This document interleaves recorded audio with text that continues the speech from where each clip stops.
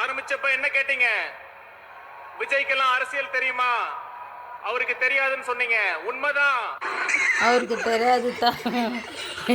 அவனுக்கு தெரியாது தான், அரசியல்னா என்னன்னு தெரியாது தான்.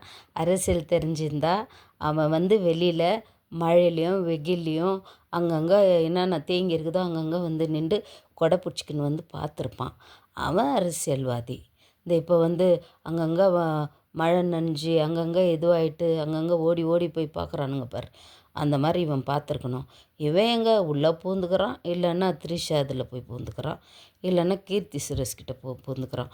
பொண்டாட்டி புள்ளியோட வாழாத நாயெல்லாம் என்னத்துக்கு அரசியலுக்கு வரணும் சொல்லு? என்னத்துக்கு அரசியலுக்கு வர நீ?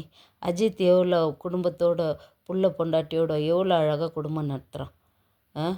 நீ வந்து நீ மேக்கப் போடுறதுக்கே 2 லட்சம் ஆகும் போலகுது. மேக்கப் போட்டுன்னு வந்து ஒரு மீடியாவுக்கு நிற்கிறதுக்கு கூட மேக்கப் போட்டுன்னு வந்து நிற்கிற.